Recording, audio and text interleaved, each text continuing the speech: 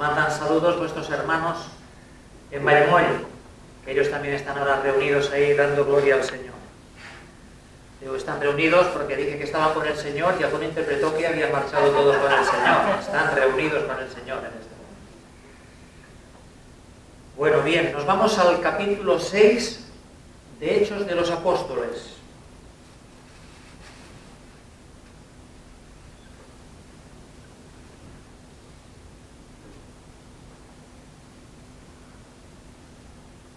Capítulo 6 de Hechos de los Apóstoles, versículo 1.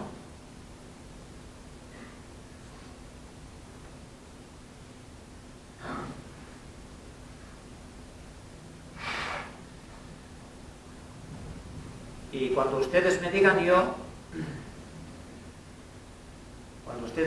arranco. ¿Lo tienen? Totalmente. Pues venga. Dice así la palabra del Señor. En aquellos días, como creciera el número de los discípulos, hubo murmuración de los griegos contra los hebreos, de que las viudas de aquellos eran desatendidas en la distribución diaria. Entonces los 12 convocaron a la multitud de los discípulos y dijeron: no es justo que nosotros dejemos la palabra de Dios para servir a las mesas.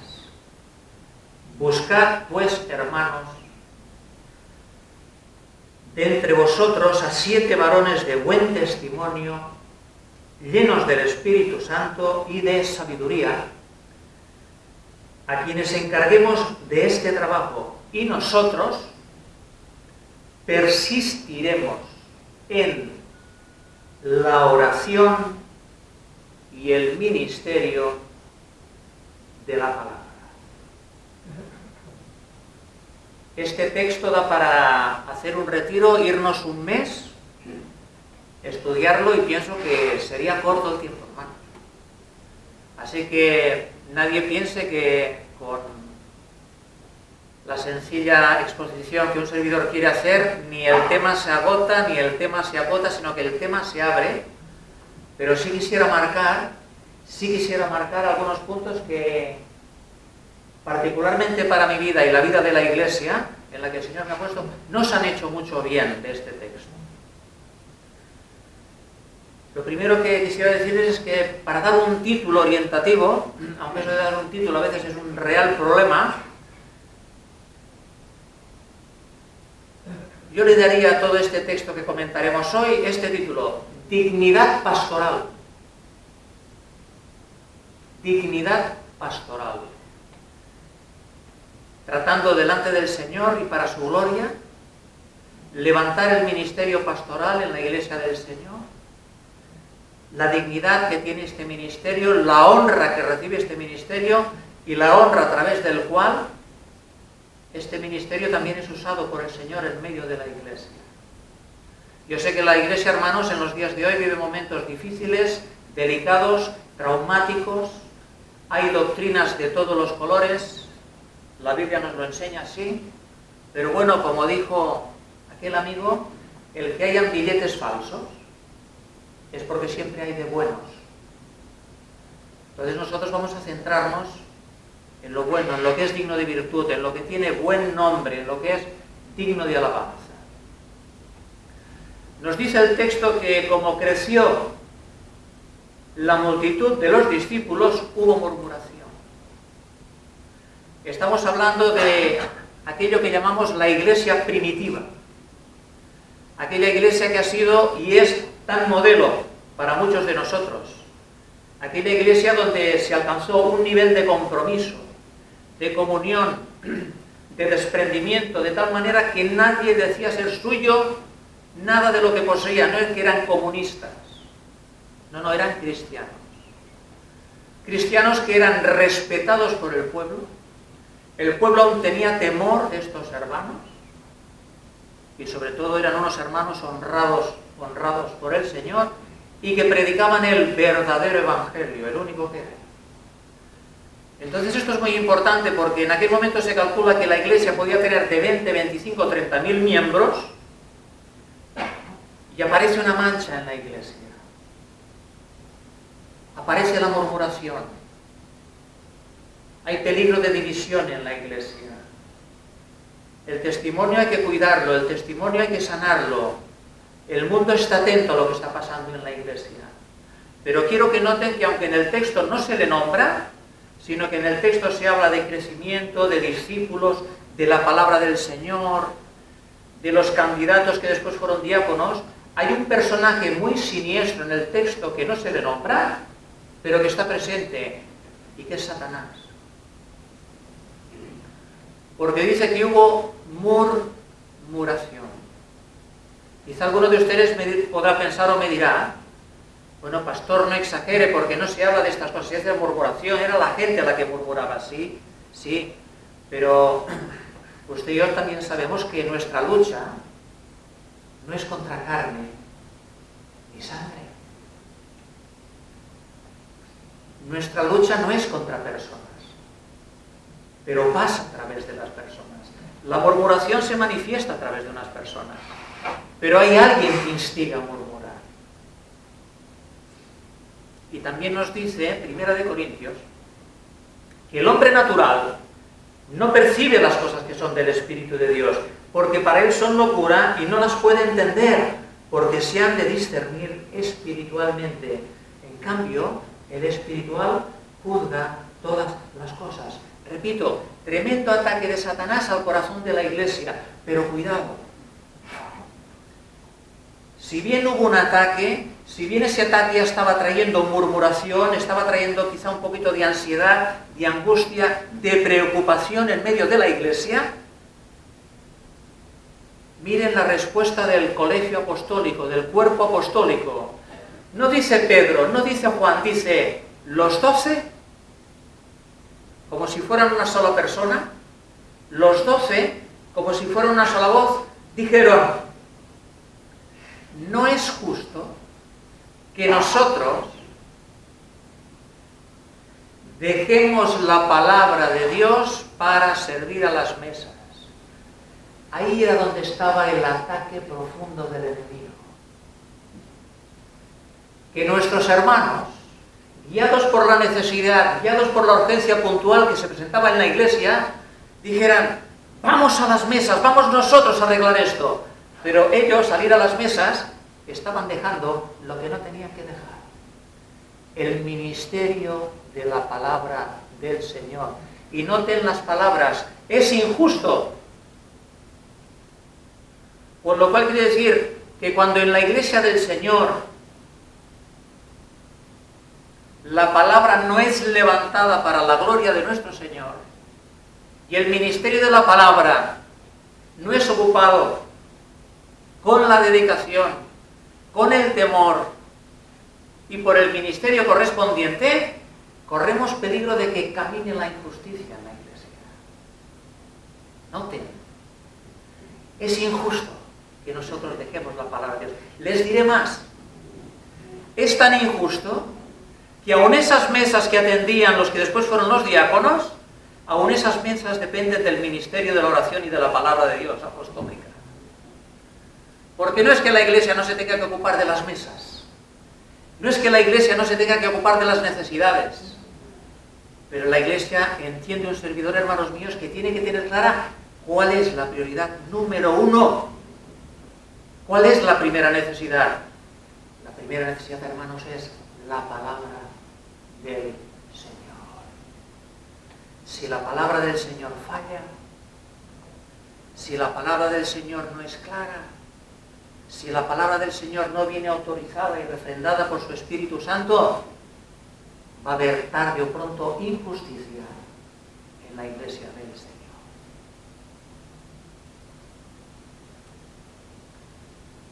Y también pienso que aquí el Espíritu Santo quiere indicarnos que en toda la historia de la iglesia del Señor, el ataque siempre ha estado sobre la palabra, hermanos. El ataque siempre ha estado sobre la doctrina. Por lo tanto, a mí me hace pensar cómo debemos cuidar la palabra del Señor y cómo debemos cuidar a aquellos que la ministran. Porque si el ataque viene sobre la palabra del Señor, el ataque va a venir sobre aquellas personas que la ministran. Es inseparable. Es inseparable. Nuestro Señor Jesucristo, marco lo de nuestro y marco lo de Señor Jesucristo, también es nuestro Maestro. Nuestro Maestro pasó 33 años y medio en esta tierra. ¿Es así? De los 33 años y medio que pasó nuestro Señor Jesucristo y nuestro Maestro en esta tierra, nos dice la palabra del Señor que 3 años y medio los dedicó al ministerio que llamamos público. Público. Pero hay 30 años, hermanos, que la Biblia no, lo único que nos dice de esos 30 años es que estaba sujeto a sus padres, que crecía en gracia y sabiduría delante del Señor y delante de los hombres, y también nos dice no que él se perdió, él no se perdió nunca, sino que un día sus padres le perdieron. Es todo lo que sabemos de esos 30 años. Si usted hace unas matemáticas muy simples, aunque esto no es una clase de matemáticas, tranquilos, 30 años en comparación a 3 años y medio es 90% de un ministerio, de un servicio secreto, íntimo, silencioso, con su Padre. 10% de ministerio público. Pero pienso que estamos entendiendo, para que ese ministerio público fluyera como fluyó, esos 30 años silenciosos fueron imprescindibles. ¿Qué trato de decir con esto, hermanos? Que la salud de nuestro ministerio público, Dios no ha cambiado.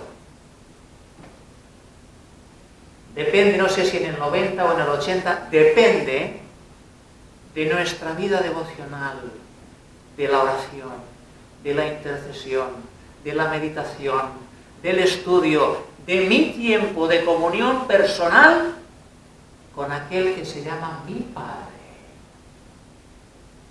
Que también es tiempo de alabanza, también es tiempo de adoración. Nuestro Señor Jesucristo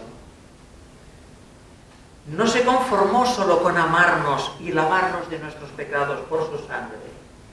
Apocalipsis 1:6 nos dijo, y nos hizo reyes y sacerdotes para Dios su Padre, y el mío también, y el suyo también. Y la primera labor de un sacerdote, la primera labor de un ministerio, la primera labor de un ministro, y sacerdotes aquí somos todos aquellos que hemos nacido de nuevo. La primera labor, el primer servicio de un sacerdote es ministrar, servir, pero ¿sabe a quién? A Dios. Primero a Dios. Porque ese es el orden. Ese es el Dios que me ha salvado, el que me ha rescatado, el que me sostiene, el que me guía por amor de su nombre, el que me provee, el que pide comunión conmigo, el que quiere enseñarme el camino por el que tengo que andar, el que quiere que mis elecciones estén puestas delante de Él, para que Él me diga, por aquí sí, por aquí no. Esto en lo personal primeramente, pero aún en la vida de comunión y de la iglesia, del ministerio, hermanos, un ministerio, yo les hablo de mi experiencia. Y yo esta mañana aquí no puedo dar nada que no haya recibido primeramente. Porque si esta mañana yo estoy dando aquí lo que no he recibido, yo puedo estar una hora hablando de Dios. Pero si no he hablado con Dios, Esto es vanagloria. Y estoy hablando por mi propia cuenta. Les recuerdo que nuestro Señor Jesucristo dice, yo que soy el Hijo, yo que soy Dios hecho carne, yo que conozco al Padre, no se me ocurre hablar por mi propia cuenta. Según oigo, así hablo. Y ahora sugiere nuestro Señor, el que habla por su propia cuenta, no acaba ahí la frase, su propia gloria busca, no la que viene del Padre. Los ministros estamos levantados, con nuestras imperfecciones, con todo lo que nos queda por aprender, moriremos aprendiendo, hermano. Moriremos aprendiendo. Estamos levantados para el Señor. Primeramente, estamos levantados por el Señor. Y este orden es inalterable. Este orden es la mejor salud del ministerio y la mayor bendición que puede tener la casa del Señor. Hijos míos, no os engañéis. No os engañéis ahora, porque Jehová os ha escogido a vosotros, miren, para que estéis delante de Él, para que estéis delante de Él y le sirváis y seáis sus ministros y le queméis incienso. No hace falta ir a comprar sándalo, no. Nuestra intercesión también, nuestras oraciones, nuestra alabanza, nos ha escogido primeramente no para que estemos con las personas, para que estemos delante de Él. Porque Él ama tanto a las personas que primero nos quiere a nosotros delante de Él, para que podamos dar su palabra a las personas, que también son suyas. No es por menosprecio a las personas, es todo lo contrario, porque las ama tanto, hermanos. Porque es el Padre de ellas. Porque no es injusto con ninguno de nosotros. La Iglesia vive en estos momentos un periodo de mucha actividad, y la actividad y el servicio yo no creo que sean lo mismo. Muchas actividades, poco servicio. Poco servicio.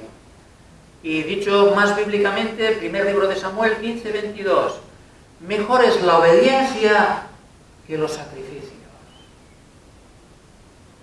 Cuando hay tanta ocupación que no hay tiempo para estar con Dios, dudo que sea la obra de Dios la que se está haciendo. Dios no cambia, alabado sea su nombre. Su palabra tampoco. Cuando la Iglesia está ocupada con tanta actividad,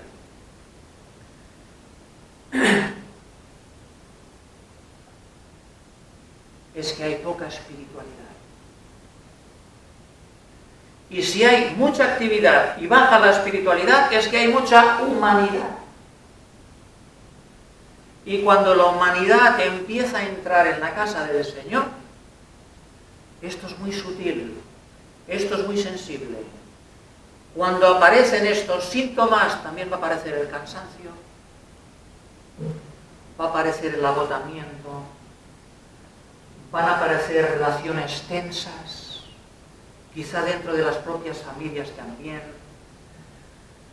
Nos deprimimos, pérdida de discernimiento espiritual. Hermanos,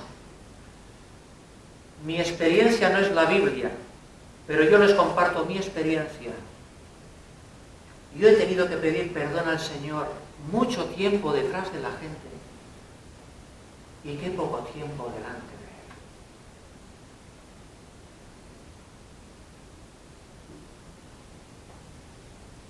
Él. Y yo pensaba que quería tanto a las personas y me estaba volviendo un humanista. Si yo a las personas no puedo dar sino lo que Él me haya dado primeramente, y aparte lo que Él me dé es aquello que quizá mi hermano o mi hermana verdaderamente necesita. Porque yo veo lo que tengo delante de la nariz, pero Él pesa los corazones. Y Él busca el bien de su casa, Él busca el bien de sus hijos incansablemente. Noten, nuestro Señor Jesucristo, en Marcos, nos dice que estableció 12 para que estuviesen con él. Y después los mandó a predicar. Noten, primero estar, después hacer. Cuando uno hace tantas cosas, eso se llama una orquesta. Cuando uno hace tanto, corre el peligro de hacer demasiado. Y aunque a veces dicen, no, pero yo soy un canal, a través de mí fluye el Señor y la bendición, y un día abres ese canal y ves que está totalmente seco, y sí que tiene algo. ¿Sabe qué tiene? El óxido de todo el agua que ha pasado por ahí. Eso es lo que quedó. Después puede aparecer un sentimiento de injusticia, o de amargura, o de rencor, pues que el Señor no ve lo que estoy haciendo. Por supuesto que lo ve. Todo lo ve el Señor. Bueno, pastor, pero a ver, yo me hago las preguntas, no hace falta que me las hagan ustedes, yo ya me las voy haciendo. Pero tanto el Señor, esto parece un misticismo. Oiga, ojalá que fuéramos místicos. No sé si lo han probado. Ojalá que comprobáramos si realmente esto es ser místico o sencillamente ser fiel a la buena palabra del Señor. Pero, ¿y las personas? Y estamos en una sociedad, y la Iglesia, miren hermanos, ustedes habrán oído hablar de John Knox, el gran reformador escocés. Les estoy hablando del 1600, siglo XVII, hace más de 400 años. Óiganme, en Escocia se habla de antes de John Knox y se habla después de John Knox. Ese hombre revolucionó Escocia. Ese hombre implementó en Escocia hasta un sistema educativo nuevo. Y impactó las entrañas de su país moral y políticamente a gran profundidad. Pero atención al detalle. Pero eso solo fue la consecuencia de que primeramente John Knox predicaba sanamente y para la gloria de Dios el Evangelio de la justicia de Dios. ¿Qué trato de decirles? Que la Iglesia nunca será más social ni influirá más en la sociedad cuanto más se ocupe de ser quien evangélica, hermanos. De conocer el Evangelio y de predicar el Evangelio. Porque esa revela la justicia, no la social, la justicia con mayúsculas del Señor. De ahí tiene que salir todo. Y de ahí quizá también aparecerá el cansancio. Quizá también aparecerán momentos duros. Pero para esos momentos de cansancio hay promesa. Para los otros no. Para estos dices que los cansados tendrán nuevas fuerzas. Porque están en línea con los pensamientos del Señor. Porque están bajo la sombra de su palabra y esperando el cumplimiento de esa promesa. Y de otro lado, recuerde, esto no es bíblico, però és en català. Els cansats són els que fan la feina, germans. Los cansados son los que hacen el trabajo. Los que no se cansan, dudo de que hagan algún trabajo. Repito, hermano, cuando las actividades, no que no haya que tenerlas, cuando las personas, no que no haya que tratarlas, pasan por delante de la palabra del Señor, y ahora matizaremos a qué nos estamos refiriendo con la palabra del Señor. No puede haber justicia en la Iglesia. Y les recuerdo que la Iglesia es el lugar por excelencia de manifestación del reino de Dios y de su justicia, que es inseparable. Buscad primeramente Él.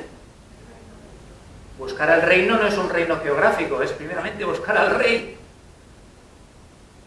y conocer las ordenanzas y las disposiciones con las que Él guía su reino, guía sus ovejas, guía su obra.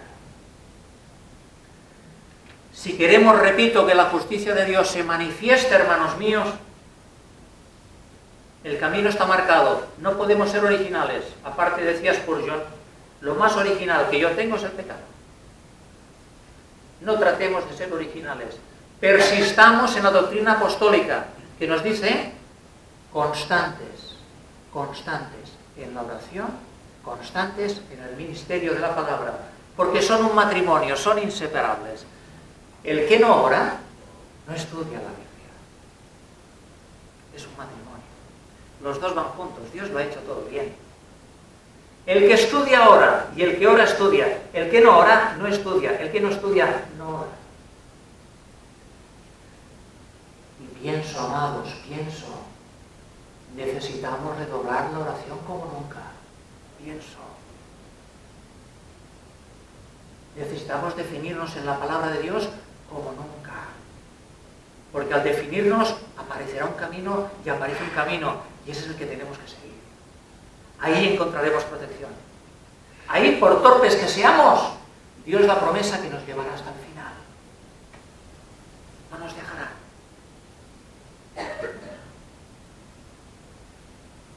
Voy empezando el descenso. ¿Les parece bien? ¿Sí? Vuelvo al Señor Jesucristo.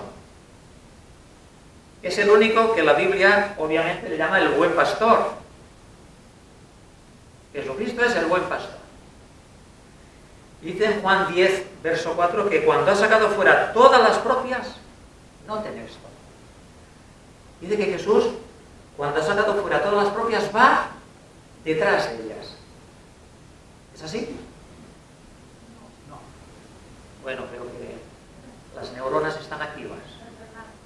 ¿Dónde va Jesús detrás? Va adelante. Permítanme notar tres aspectos de esta tan sencilla palabra, va adelante.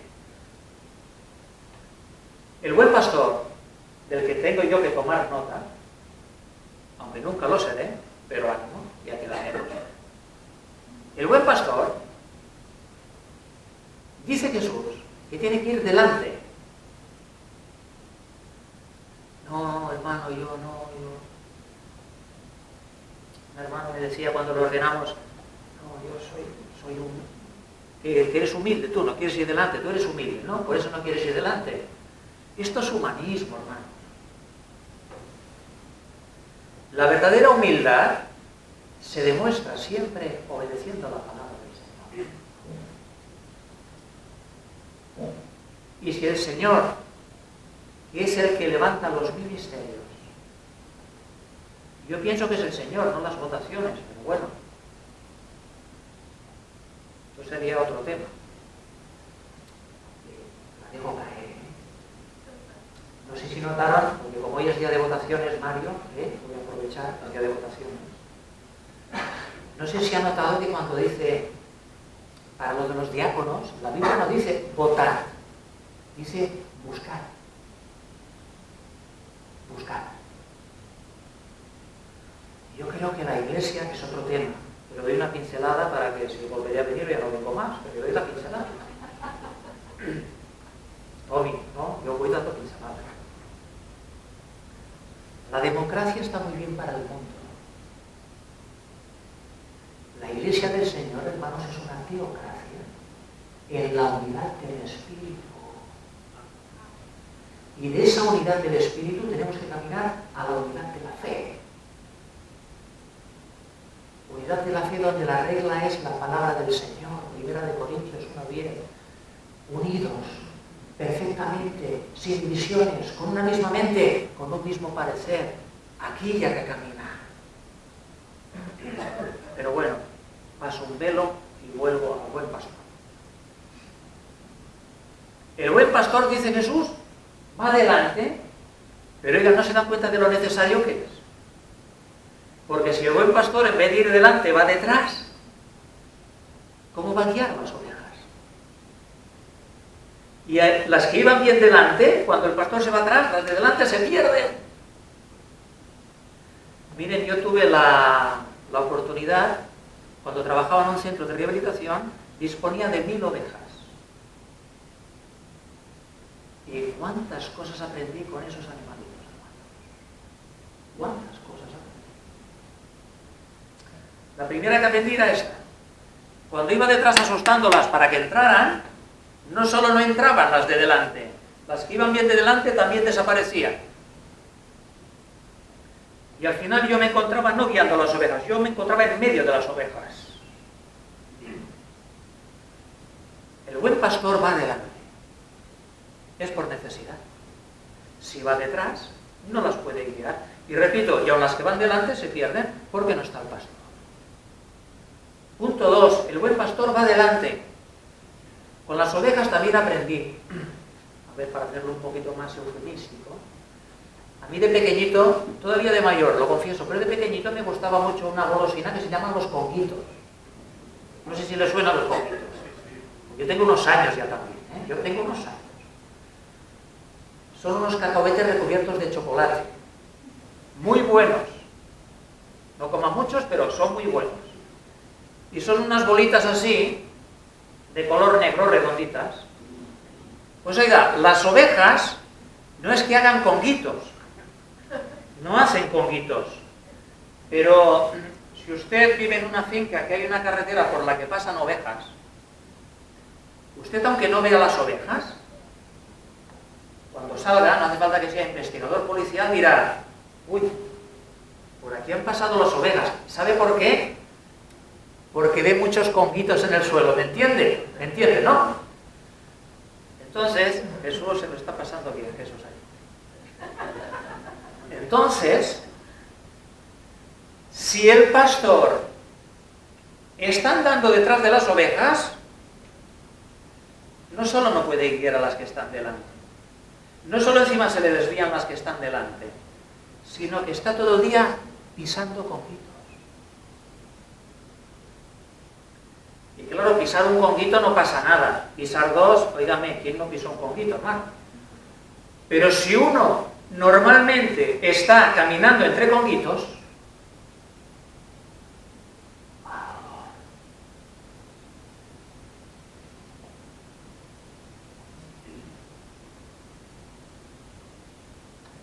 y si el mal olor es persistente, riesgo de enfermedad. Porque estamos hechos para ir limpios. Y con mal olor y enfermos poco podremos hacer. Quizá la pregunta que alguno me hará: pero pastor, a ver. Ya la tengo yo la pregunta también puesta, tranquilo.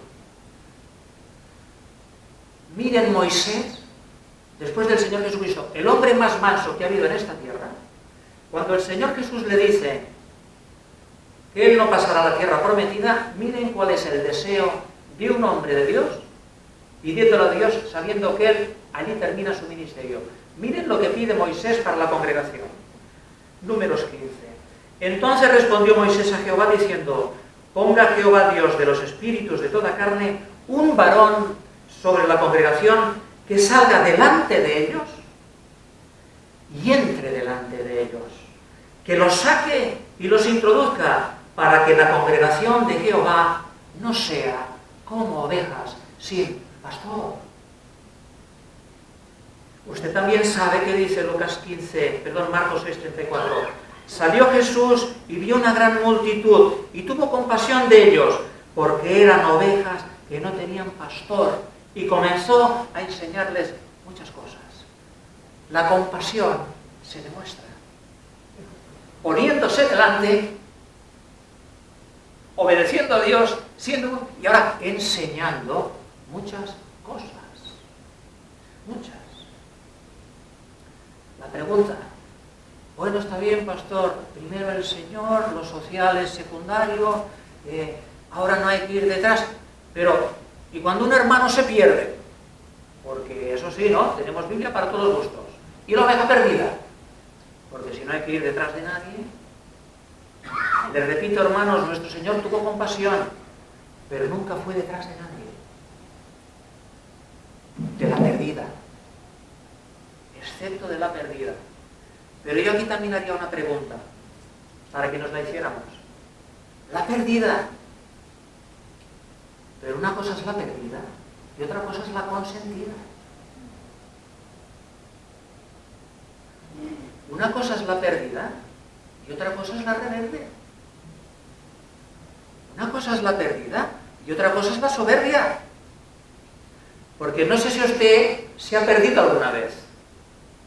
Óigame, cuando uno se pierde y de repente aparece alguien que le encuentra, ¡qué gozo! ¡Qué alegría! Si no está esta alegría y este gozo, no es que uno está perdido. Entonces, ¿que hay que abandonarlo? ¿Hay que dejarlo? ¡No! Palabra y oración. Oración y palabra. Entendemos, hermanos, que el servicio más amoroso de parte del Señor que un ministerio puede dar a la congregación es guiarle a orar, enseñarle a orar y ministrarle la palabra del Señor. Y estar con Él. Esto es lo que hizo Jesús con los suyos.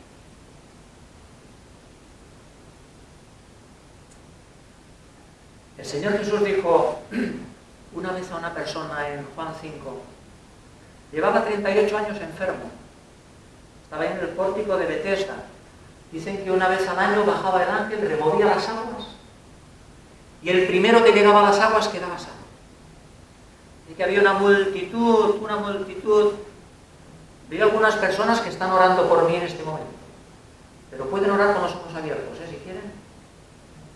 Dice que estaba el ángel, movía las aguas, y el primero que llegaba a las aguas recibía sanidad. Y entonces aparece el Señor Jesucristo y le dice a uno, ¿quieres ser sano? Atención a la pregunta, hermanos, porque parecería que es una pregunta absurda. Me dirás, ¿qué enfermo hay que no quiera ser sano?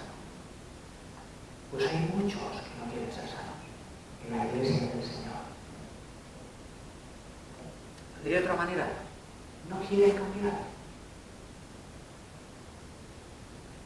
Porque han descubierto que en esa enfermedad, en esa parálisis espiritual de la que no quieren salir, se convierten en el centro de atención. Debilitan constantemente a los ministerios. Como son enfermitos, se les exime de toda responsabilidad. Y encima como que generan una compasión. Esos asfixian un ministerio, si uno va con cuidado. Entiéndame bien lo que estoy diciendo, aunque sea la última vez que yo predique aquí. Un personaje de estos asfixia un ministerio, si el ministerio no está en el Espíritu. Oh, el Señor nos ha llamado a misericordia, pastor, el Señor nos ha llamado a amar. Sí, pero hay que amar con mandamiento. No con sentimiento primeramente, con mandamiento. Hay que amar como Dios dice que hay que amar.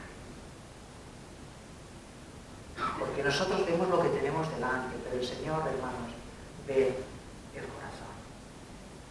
Repito, hermanos, la mejor y mayor demostración de amor por una oveja, según el Señor y su palabra, ministerio de oración y ministerio de la palabra del Señor. ¿Por qué? Porque la obra no la hace ninguno de nosotros. La obra la hace la palabra de Dios, que es viva y eficaz en manos del Espíritu Santo, que por eso el Espíritu Santo es su espada. ¿Quién estuvo, pregunta el profeta, en el secreto de Jehová? El secreto de Jehová. Y vio y oyó su palabra. ¿Quién estuvo atento a su palabra y lo oyó? Verso 22. Pero si ellos hubieran estado en mi secreto, habrían hecho oír mis palabras a mi pueblo y lo habrían hecho volver de su mal camino y de la maldad de su vida.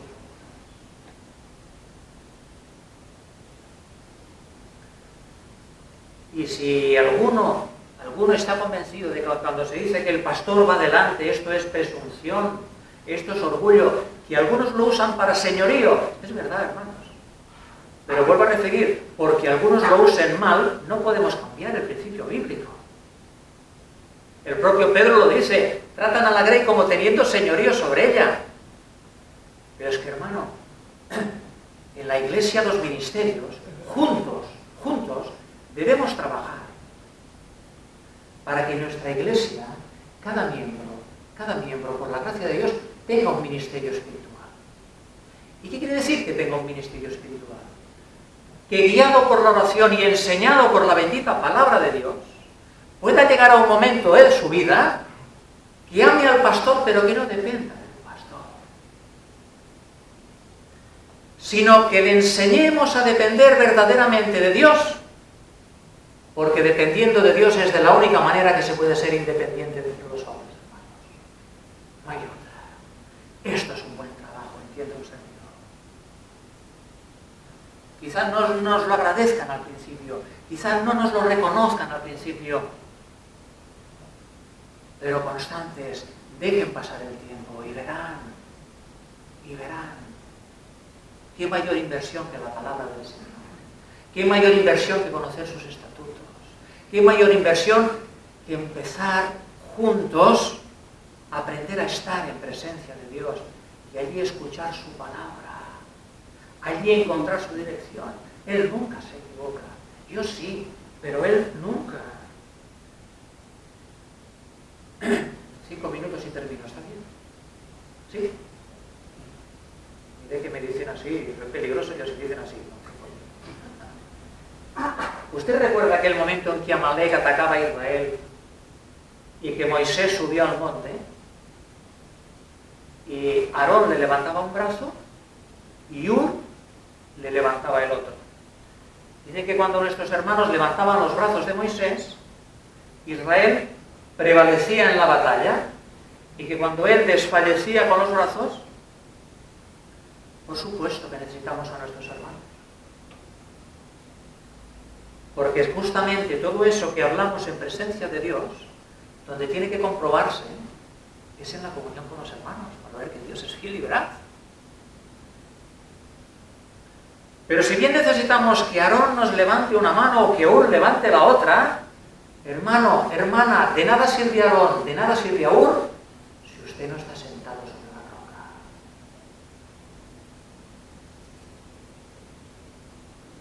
Esto es ministerio espiritual. Guiar al pueblo a acercarse a Dios. Esperando en la misericordia de Dios, que Dios se acerque a ese pueblo que le está buscando a Él. Qué mayor premio, hermanos. Qué mayor gozo. Qué mayor recompensa. La Iglesia no puede moverse ni por la necesidad, ni por el dinero, ni por las circunstancias, ni por los sentimientos, ni por la coyuntura. La Iglesia debe moverse por la palabra del Señor. Y aunque no entendamos muy bien, si hacemos esto, su paz nos guardará. Tenemos promesa. Y termino ahora sí, por gratitud al Señor, al pastor que tuve, que está con él, y que me enseñó esta lección. Me la enseñó en vivo directo, Tom. Lo digo por esto que acabo de expresar de palabra del Señor. Mi pastor ministraba a muchos pastores, a muchos. No les diría cuántos, a muchos. Y un día vino un pastor que aparte andaba con negocios y que tenía una posición económica pues no pequeña. Y él siempre me hacía estar sentado con él. Yo siempre trataba de huir de todas las reuniones, porque pasaba unos apuros yo en las reuniones con mi pastor. Pero él me decía que tú sentado aquí y te callas y no dices nada, solo escuchando, se me hace. Bueno, después cuando acababa el día él me reseteaba y me decía, esto era aquello, esto es lo otro, yo he dicho esto por esto. Pero pasó un momento muy difícil que es el siguiente. El pastor que le vino a ver le puso una cantidad no pequeña de dinero encima de la mesa. Y le dijo, mire pastor, el pastor le dijo al pastor más anciano, mi pastor, le dijo, mire pastor, este dinero, un buen fajo, un buen fajo. Este dinero es para que usted haga esto. Este dinero es para que usted haga esto otro. Y ahora este dinero de aquí, que también seguía siendo un buen fajo, le dijo, es para que usted haga esto otro. Y yo pensé, oye, ¿cómo quieren a mi pastor, Digo, esto del ministerio, digo, esto va a ser provechoso con el tiempo, Digo, ojalá que yo también sea como un pastor y vengan y me pongan y me digan, para esto, para lo otro. ¿Sabe qué hizo mi pastor? Con mucha gracia, le dijo así, porque era un padre. Era un padre. Le voy a poner la voz que tenía él, igual, ¿eh? Dice, hijo mío, ¿tú estás seguro de que Dios te ha dicho que me tienes que dar todo este dinero? Y se notó un ambientillo ya, cuando el pastor le dijo eso, se notó un ambientillo que se ponía pesado. Se enrarecía el ambientillo. Y como el pastor también notó que el otro pastor se estaba poniendo, ¿no? Dice, verás por qué te digo yo esto, verás por qué te digo, dice, no te enfades, porque vio que se estaba enfadando, ya venía a darle la ofrenda y se estaba enfadando. Dice, no te enfades, verás. Y es que, hijo mío, dice, si tú me das ahora esto, y el Señor, mayúsculas, no te ha dado palabra, y yo ahora tomo este dinero, Tony, dice, yo voy a tener un problema muy gordo. Dice, ¿y tú también? Óiganme, yo me quedé a cuadro. Y yo es la única vez en mi vida que he visto algo así. Y digo que me quedé a cuadros porque les digo cómo acaba la historia. El pastor que venía de no sé dónde tomó su dinero. O sea, es bien práctico todo lo que estamos hablando esta mañana, hermano. Yo creo que está más claro que el agua.